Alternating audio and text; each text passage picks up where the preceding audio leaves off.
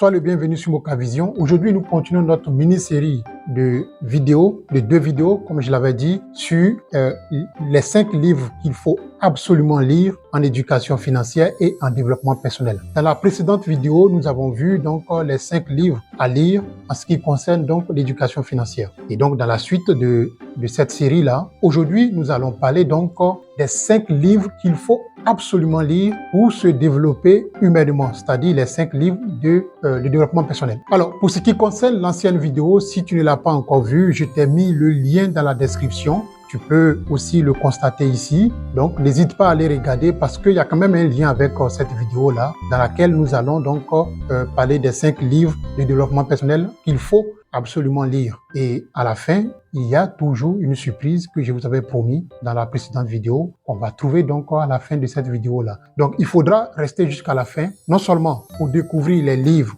qu'il faut lire et que j'ai identifiés et que j'ai fait en sorte que ça soit donc une sorte de formation pour toi, mais aussi parce que le secret pour avoir les 10 livres-là, comme je vous en avais parlé dans la précédente vidéo, le secret, je le dirai à la fin de cette vidéo-là. Avant de commencer, laisse-moi te rappeler l'objectif de cette chaîne YouTube et aussi de cette page Facebook également. Mocavision a pour objectif donc d'accompagner la jeunesse africaine dans son désir d'éducation sociale, professionnelle et académique. Donc, si ce sont des thématiques qui t'intéressent, la chose à faire, si tu n'es pas abonné, c'est d'abord de t'abonner et ensuite de liker la vidéo pour favoriser donc son référencement. Alors, sur ce, on commence. Alors, pour moi, le premier ouvrage qu'il faut lire pour te développer humainement et socialement, c'est le livre écrit par Dale Carnegie.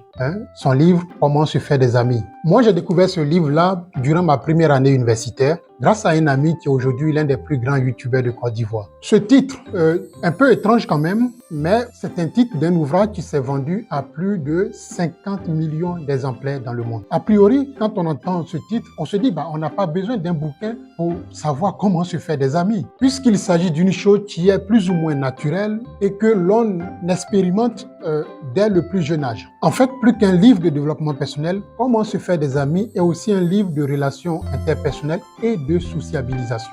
Dale Carnegie expose dans ce livre les techniques pour pouvoir apprendre à motiver les autres, devenir un bon leader et surtout comment faire pour influencer les autres. Par exemple, l'un des meilleurs conseils de ce livre, c'est d'éviter aussi souvent que possible de critiquer les autres, que ce soit ses collègues, ses amis ou ses collaborateurs les plus proches, surtout si l'on veut avoir donc leur implication dans un projet commun ou dans n'importe quel projet pour lequel on a besoin d'eux, ou même dans la vie de tous les jours. Cela dit, si malgré tout on se sent obligé de les critiquer, il faut d'abord commencer par les complimenter. Par exemple, Maurice, tu sais, je sais que tu es une personne compétente et intelligente. Mais ces temps-ci, ton travail ne me semble pas à la hauteur de cette compétence-là. Donc, si tu cherches réellement à améliorer tes compétences en termes de communication, de relations sociales, c'est un livre que je te recommande les yeux fermés. Le deuxième livre de développement personnel que je te recommande de lire, en deuxième position aussi, c'est le livre encore de Dale Carnegie, Comment parler en public.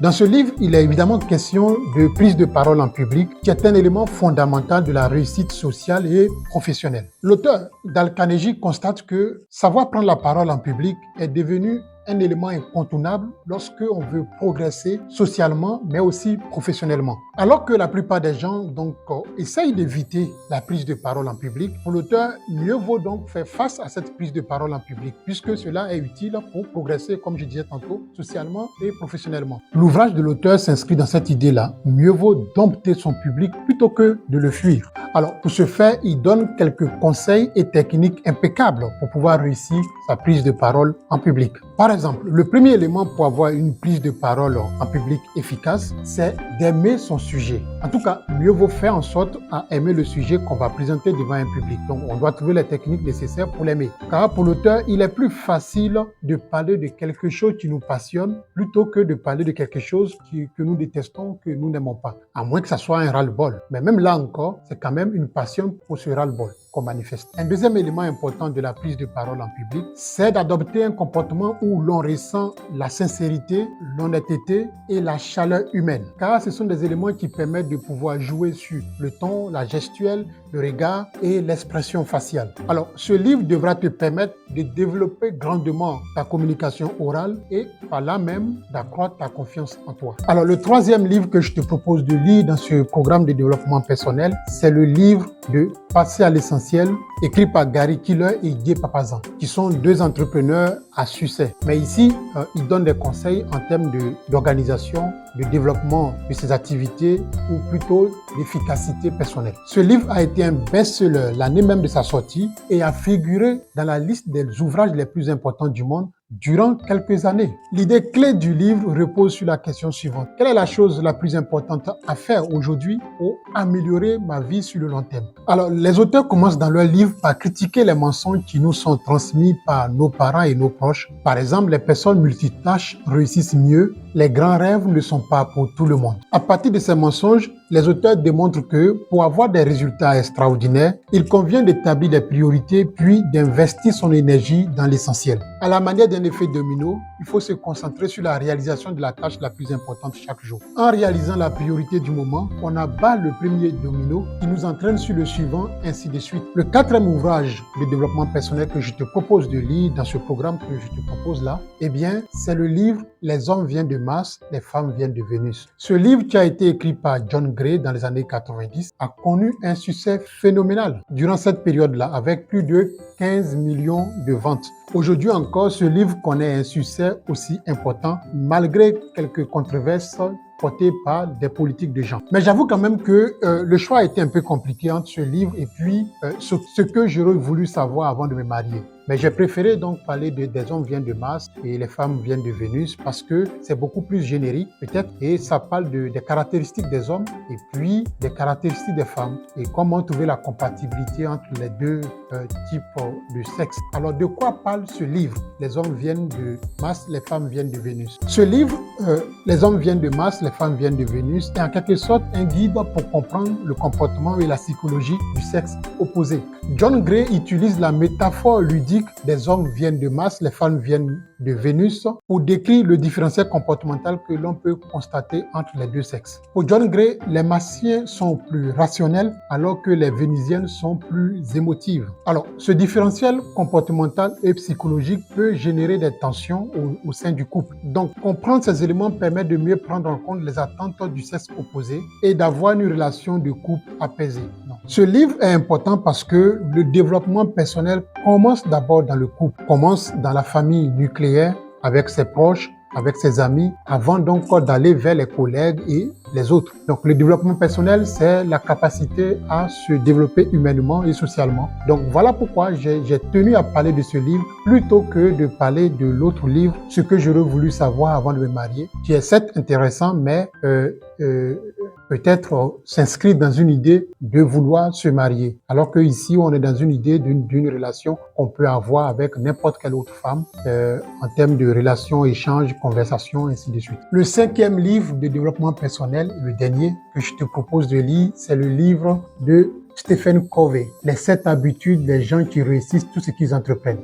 Le livre de Stephen Covey parle de l'idée que les gens qui réussissent dans la vie partagent en commun des habitudes. Il en est de même des gens qui échouent dans la vie. Stephen Covey rappelle dans son livre l'ensemble des habitudes des gens qui sont efficaces. Puis il en identifie 7 qu'il qualifie de fondamentaux, car ce sont des habitudes qui façonnent les gens les plus prospères, les plus entreprenants, qui atteignent leurs objectifs. Traduits en habitudes quotidiennes, ces 7 principes fondamentaux identifiés par Stephen Covey pourraient aider ceux qui les mettent en pratique à vivre une vie personnelle, interpersonnelle, heureuse, équilibrée et réussie. Les 7 habitudes identifiées peuvent être résumées comme suit. Reprendre l'initiative, trouver sa raison d'être, gérer efficacement son temps, chercher à gagner ensemble, comprendre la personne en face de soi, développer une communication synergique, se développer en continu. C'est un livre que je ne te conseille pas de lire tout de suite. Il faut le lire en 5e position parce qu'en fait, c'est un livre qui fait l'hypothèse que tu as le b.a.-ba en termes de développement personnel. Et par conséquent, cherche à faire ressortir le leadership qui dort en toi. Voilà les 5 livres que je juge assez intéressants pour ton développement personnel. Cela dit, il y a des livres dont je n'ai pas parlé, qui sont aussi intéressants. Je pense par exemple à commencer par Pourquoi.